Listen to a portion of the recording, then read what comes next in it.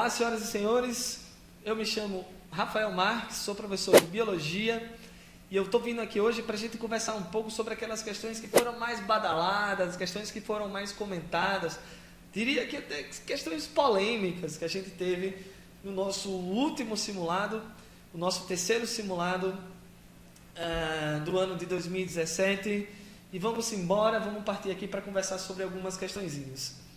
Bom, primeira questão é a questão 11, vou dar uma lida aqui no nosso enunciado, tá? Ele comenta o seguinte: a pelagem de preguiças parece ser realmente um bom meio de cultura para algas. Tem estrias e fissuras e, ao contrário do pelo de mamíferos, de outros mamíferos, absorve água. Além de fornecer um despiste cromático para os mamíferos, as algas também sejam uma pequena fonte extra de nutrientes que seriam absorvidos por difusão pela pele das preguiças. Outras hipóteses ainda não testadas têm sido propostas para explicar essa estreita ligação entre algas e preguiças. As algas poderiam, por exemplo, produzir substâncias que deixariam os pelos com uma textura mais apropriada para o crescimento de bactérias benéficas, ou ainda produzir certos tipos de aminoácidos que absorveriam raios ultravioletas, ou seja, atuariam como protetores solares das preguiças. E aí ele comenta: o uso de protetor solar é um importante aliado contra o câncer de pele. Isso porque os raios ultravioleta presentes na luz solar são agentes mutagênicos e podem causar alterações permanentes na estrutura e fisiologia das células. A respeito das mutações causadas pelos raios ultravioleta nas células da pele, é correto afirmar que, gente, o que você tem que lembrar nessa questão aqui? Você tem que lembrar, moçada, que os raios ultravioleta são ondas ionizantes. Essas ondas são capazes de provocar ressonância nos átomos de uma série de moléculas que formam as nossas células, e essa ressonância poderia provocar a excitação de elétrons a ponto de ele pular, ele saltar para níveis orbitais cada vez mais distantes do núcleo, e isso provocaria, de repente, a oxidação das nossas células. Isso provocaria a perda de elétrons. E você sabe, gente, que quando as nossas células, que são células super estáveis, super equilibradas, perdem elétrons, elas acabam se desestabilizando. E no que elas se desestabilizam, a gente tem a perda da estrutura conformacional normal dessas moléculas. Resultado, moçada, quando ela perde a sua estrutura, muito provavelmente ela também perderá a sua função normal. Talvez essas alterações que sejam mais perigosas, e que inclusive estão sendo comentadas na questão, são mutações associadas ao DNA. Lembre-se, gente, que o nosso DNA é uma molécula longa e que apresenta centenas, dezenas de milhares de informações escritas em regiões que a gente vai chamar de genes. O nosso DNA apresenta cerca de 25 mil genes, e esses 25 mil genes determinam a produção de cerca de 100 mil tipos diferentes de proteína. Se eu sofrer alterações nesses genes, muito provavelmente eu terei a produção de proteínas diferentes.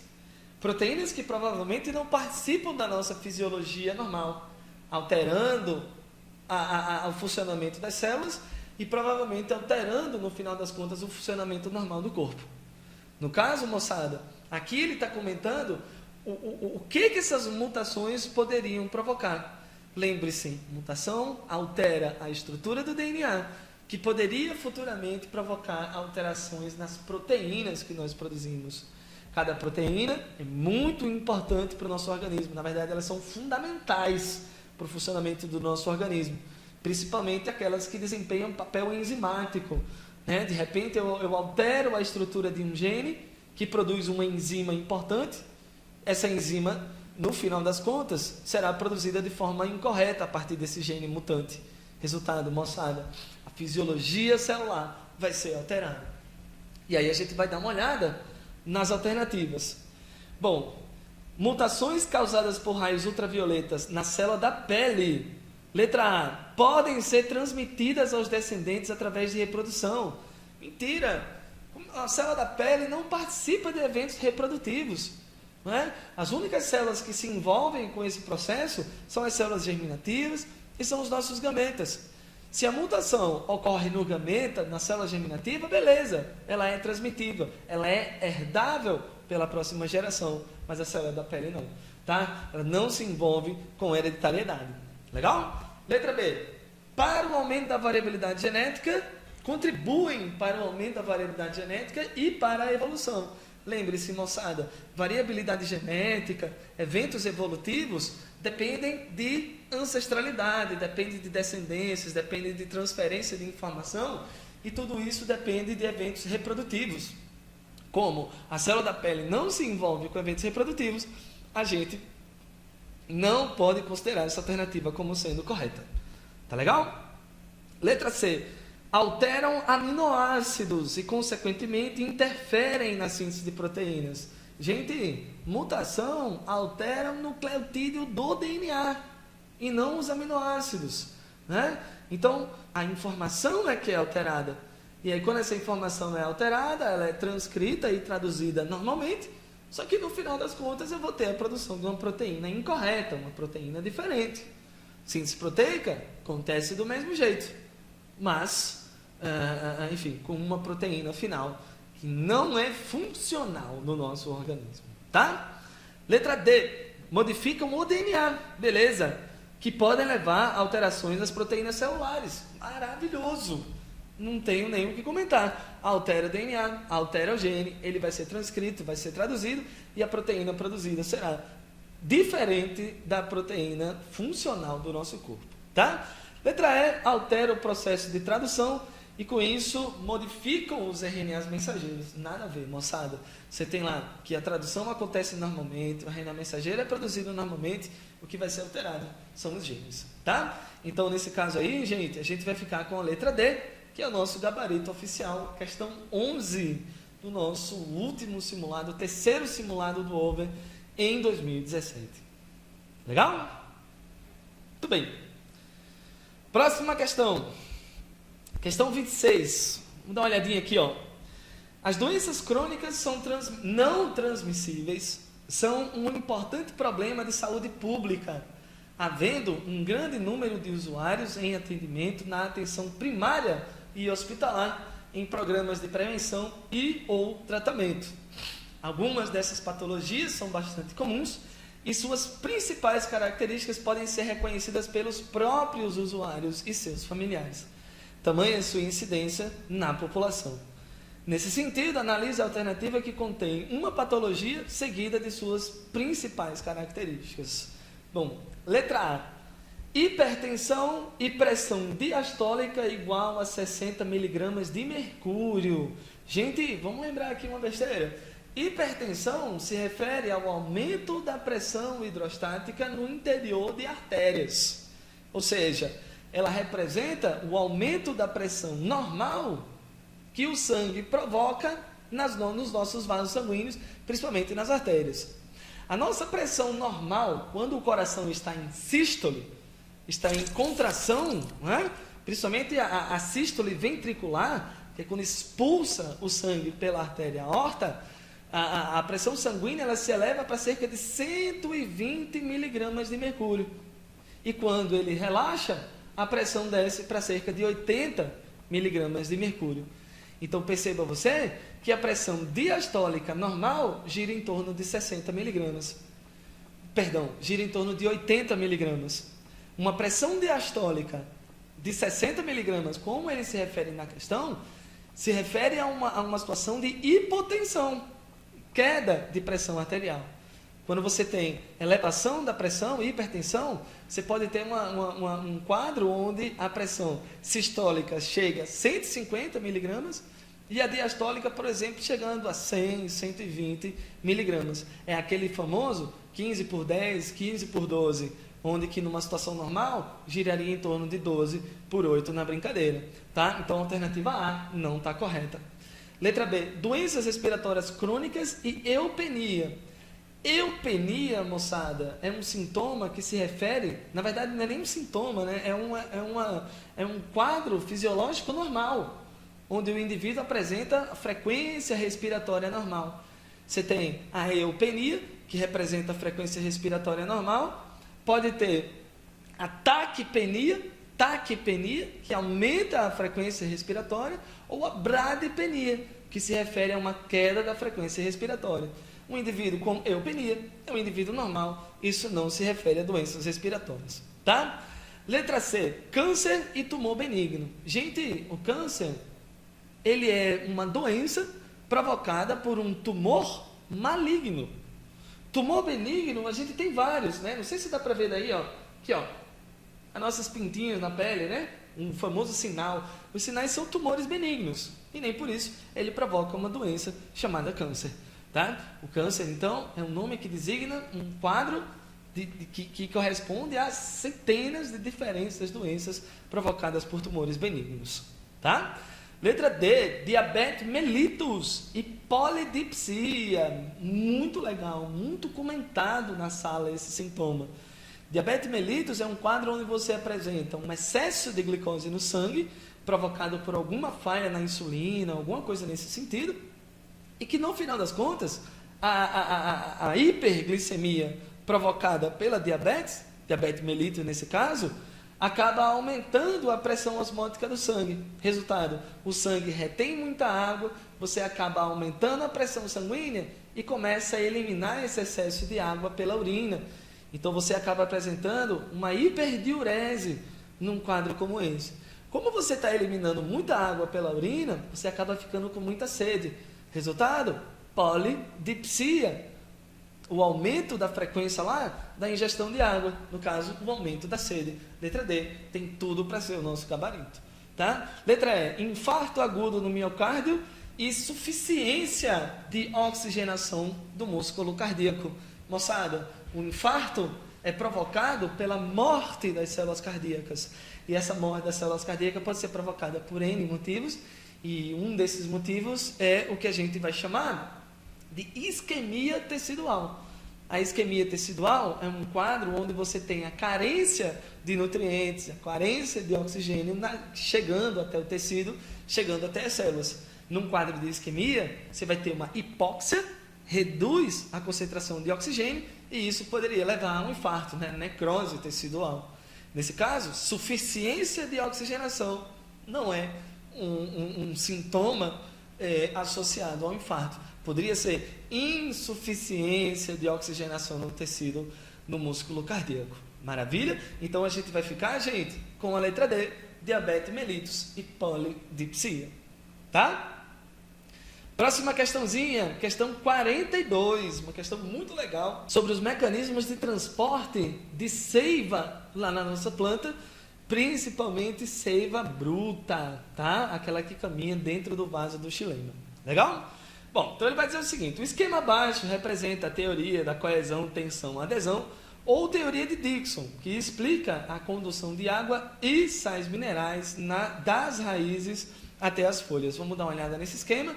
Ah lá, que bacana, a gente vai ter aqui, ó, o esquema de uma planta que está em corte longitudinal, né? Aqui eu teria a região apical do caule, aqui eu teria, moçada, a nossa raiz. Eu estou mostrando os pelos absorventes absorvendo água lá nas raízes, e a água que é absorvida é transportada até os vasos do xilema, e que são transportados contra a força da gravidade até chegar lá nas folhas. Lá na folha eu tenho a evaporação, no caso a transpiração estomática, então eu perco água na forma de vapor lá nos nossos estômatos, e a perda de água na folha provoca uma tensão nessa coluna d'água que faz de repente a água manter esse transporte ascendente. Existem basicamente 3 forças que vai fazer a água subir até a folha. Você tem, moçada, primeira força, que é aquela que a gente chamou de capilaridade, onde a água sobe naturalmente em tubos de pequena espessura. O segundo seria a pressão positiva da raiz, que é quando você tem entrada de água na raiz, isso provoca o aumento da pressão hidrostática, e isso estimularia a subida da água pelo caule, mas a pressão hidrostática ela só é suficiente para fazer a água subir poucos metros. Então, de repente, uma planta de grande porte não poderia lá se valer apenas da pressão positiva da raiz, eu teria que ter ainda uma outra força. E essa terceira força é a força de tensão e coesão provocada pela perda de água através do estômago. Toda vez que a água é perdida pelo estomato na folha, ela provoca uma tensão que faz a coluna d'água se movimentar contra a força da gravidade, tá? Então eu tenho essas 3 forças envolvidas. Vamos lá para as alternativas para dar uma olhada nisso tudo, tá? Segundo essa teoria, é incorreto afirmar. Muito bem, vamos lá. Incorreto, né? Vamos procurar a alternativa que não faz sentido. Letra A transpiração ocorre nas folhas, diminui o potencial hídrico de suas folhas, dando início ao processo de absorção de água. Maravilhoso, né? Eu perco água lá pela folha, diminui a pressão hidrostática, a coluna d'água tende a se erguer e isso facilita a absorção de água na raiz.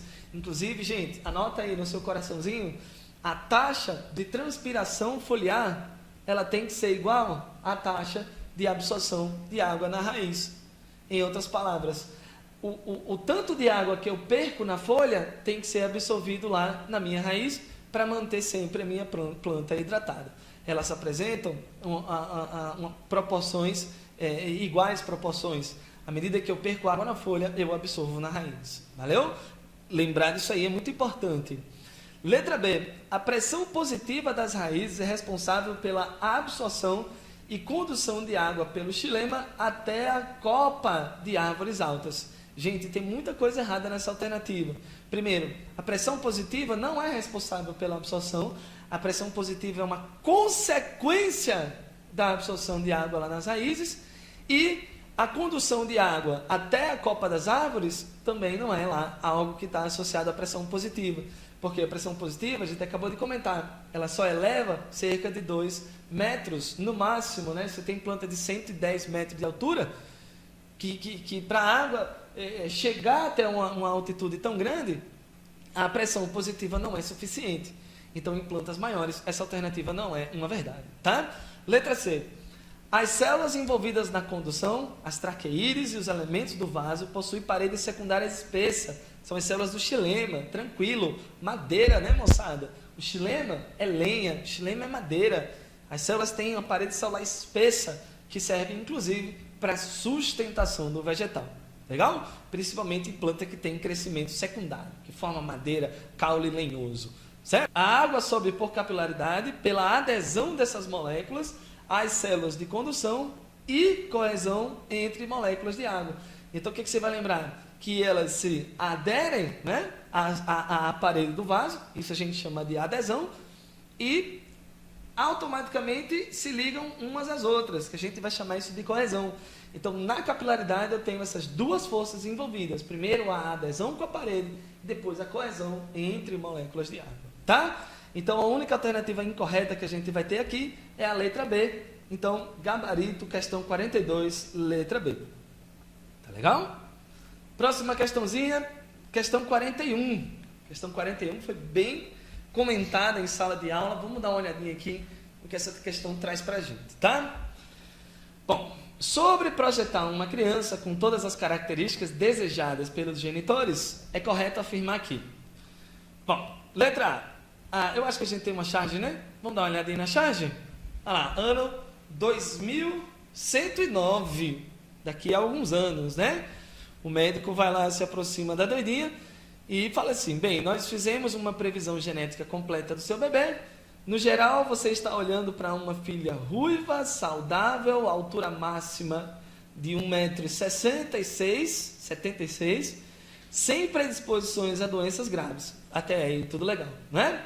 No entanto, ela tem o gene lambe o dedo antes de virar as páginas. De repente, lá, um gene que, lógico que isso foi uma brincadeira, né? Mas, enfim, a mulher comenta: Eca, você pode se livrar disso. Então, enfim, o que ele está comentando aqui é que ele fez um mapeamento genético na criança e viu que ela tinha alguns genes, inclusive o gene do lambe-dedo, né? Se é que esse gene existe, por uma brincadeira aí da nossa charge. A mãe não gostou e queria que ela removesse esse gene, tá? Daí, o que acontece, moçada? Existe uma expectativa de que, num futuro próximo, a gente seja capaz de manipular os genes dos nossos descendentes para que eles apresentem características desejadas por nós, os parentais, né, os ancestrais. Então, de repente, eu vou determinar que tipo de característica esse indivíduo vai apresentar enquanto adulto. Só que lembre-se o seguinte, existem algumas características que são influenciadas exclusivamente pelo gene. Então, por exemplo, o meu tipo sanguíneo é do tipo A positivo, e independente do ambiente em que eu viva, independente do tipo de alimento que eu faça a ingestão, ele vai continuar sendo A positivo. Então é um gene que não sofre influência do ambiente. Aqui em Natal eu sou A positivo, em Grayskull eu sou A positivo, em Nárnia eu sou A positivo, e isso não muda, independente do ambiente em que eu esteja inserido. Agora, existem algumas características que são influenciadas por genes, são determinadas por genes, mas que são influenciadas pelo ambiente em que eu vivo. Então, de repente, a luminosidade do ambiente, o tipo de alimento que esse ambiente disponibiliza, pode alterar as minhas características. Podem ser capazes de modular que tipo de característica eu vou apresentar. Então, de repente, se eu faço a adição de um determinado gene, desejando que o meu descendente tenha determinada característica, e se ele viver em um determinado ambiente que possa modular a atividade desse gene, esse indivíduo provavelmente vai apresentar característica diferente, né? Sei lá, eu quero que o meu filho seja negro, aí eu faço a adição de genes para a produção de melanina, mas se essa criança não se expor ao sol, provavelmente ela não vai ter a pele tão negra como a que eu imaginava. Provavelmente ela vai ter uma pele mais clara do que a que eu imaginava. Então, existem muitos fatores externos, às vezes até internos também, que alteram a expressividade de um gene. E a gente lembra, moçada, que esse evento de modulação da atividade do gene, dependendo de fatores externos ou internos, a gente vai chamar de epigenética. Tá legal? Então, a epigenética é a área da ciência que estuda alterações no funcionamento, na atividade de genes, dependendo de fatores externos ou internos do organismo. A gente vai chamar de fatores epigenéticos. Tá? Vamos dar uma olhada na primeira questão. A tecnologia permite todas as combinações genéticas, inclusive a inserção de genomas de outra espécie. Dessa forma, por meio das técnicas de DNA recombinante e da terapia celular, tal criança é viável. Gente, pegando DNA de outra espécie, eu vou começar a apresentar características de indivíduo de outra espécie. E não é a ideia da questão. Eu não quero formar uma filha transgênica, né? Que seria o caso aí dessa alternativa. Eu só quero que ela seja geneticamente modificada. Então eu não vou adicionar um gene de uma espécie diferente. Eu vou alterar os genes da minha própria espécie. Eu quero que ela seja geneticamente modificada. Legal? Letra B. Além da combinação dos genes parentais, existem fatores como a ligação gênica, a interação gênica com o ambiente e efeitos epigenéticos atuantes na expressão dos genes, tornando impossível a formação de tal criança. Perceba, essa alternativa diz assim, é uma utopia. Você vai adicionar genes, você vai alterar a expressividade de genes, mas que no final das contas, o efeito desejado pode ser muito diferente da realidade. Ninguém sabe que tipo de hábitos essa menina vai ter, em que ambiente ela vai viver, sobre que condições ela vai se desenvolver. E tudo isso a gente sabe que influencia no comportamento, influencia nas características de uma forma geral. Tá? Então a letra B está bem legal para a gente. Letra C. Apenas crianças do sexo feminino poderiam ser projetadas, pois os meninos possuem cromossomos sexuais diferentes, X e Y. Dessa maneira, apenas os autossomos poderiam viabilizar inúmeras combinações para esse projeto. Nada a ver, a questão está enchendo linguiça aí, né? Letra D. O modo da expressão gênica varia desde a produção de diferentes fenótipos até a manifestação de gamas variadas de genótipos, permitindo qualquer combinação desejada para a criança, resultante dos códigos genéticos parentais. Veja, moçada, essa alternativa, ele mistura uma série de conceitos, e talvez o erro mais grave dessa questão é quando ele diz assim, a manifestação de gamas variadas de genótipos. Perceba, gente, que o que se manifesta a partir dos genótipos são as características, né? Então seria manifestação de gamas variadas de fenótipos, né, que é produto da expressão do nosso genótipo e o ambiente. Legal?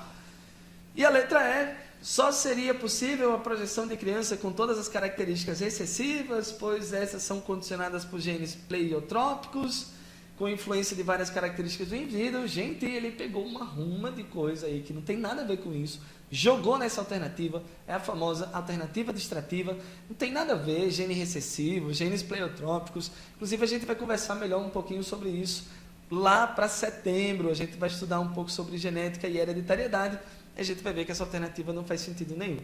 Maravilha? Então, questão 41, a gente fica com a letra B, o lance da epigenética, o lance que, lembre-se que os genes não são os únicos responsáveis pelas características, o ambiente também influencia nessa expressividade. Tá bom? Próxima questão, questão 44, uma questão super legal, uma pegadinha aí, rolou uma pegadinha no nosso simulado, né? Mas quem estava ligado conseguiu marcar a alternativa correta. Vamos dar uma olhada aí, ó. Considere a filogenia dos grupos a seguir. Suponha que uma via relacionada ao etileno tenha sido encontrada em diversas ordens de plantas terrestres e algas vermelhas, mas não em algas pardas. De acordo com o cladograma, essa via bioquímica deveria ser encontrada em algas verdes, dado que essas algas são. Bom, vamos dar uma olhadinha aqui na nossa árvore filogenética. Olha que bacana. Aqui a gente tem, moçada, uma árvore reproduzindo uma história evolutiva, né? Lembre-se que as árvores filogenéticas, elas contam uma história, e aqui eu estou contando a história evolutiva de plantas terrestres, de algas verdes, algas vermelhas e algas pardas. Perceba que todas elas são aparentadas em algum nível, e talvez o parentesco mais distante que a gente tem entre plantas verdes e algas pardas, porque o ancestral comum é mais distante, é mais antigo. À medida que o ancestral se aproxima dos dias atuais, você tem lá os descendentes, como por exemplo a alga vermelha.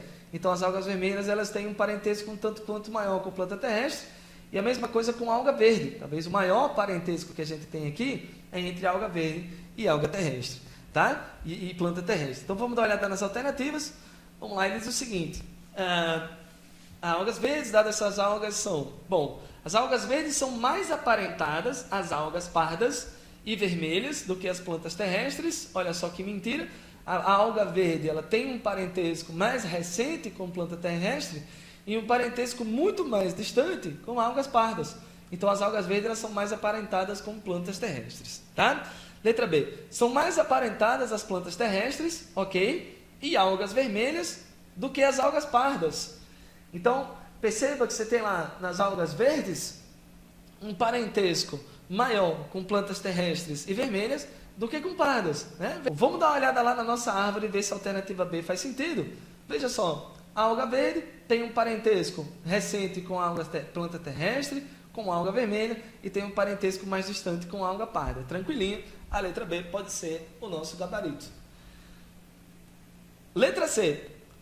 As algas verdes são intermediárias evolutivas entre algas vermelhas e plantas terrestres. Muito cuidado com essa alternativa. Ela quer te enganar. Porque ele colocou a alga verde numa posição organizacional entre a alga vermelha e planta terrestre, mas isso não significa dizer que ela seja um intermediário entre os dois. As algas verdes é um grupo independente de alga vermelha e de planta terrestre. Para ser intermediário, era necessário que as algas verdes estivessem aqui, ó, em algum dessas linhagens que existem ao longo desse ramo. Lembre-se que esses ramos, eles não são apenas tracinhos, né?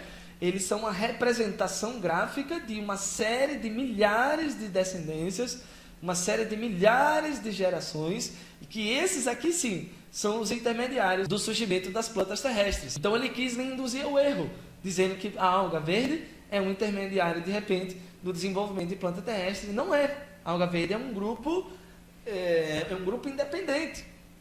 Legal? Então, talvez o ancestral da alga verde tenha sido um intermediário lá da planta terrestre, mas as algas verdes atuais, elas não foram, tá? Letra D. São originárias do grupo das plantas terrestres, nada a ver. São mais evoluídas que as algas pardas. Esse termo mais evoluído não existe, Porque evolução significa mudança. Hã? Como é que eu vou dizer que uma coisa é mais mudada do que a outra?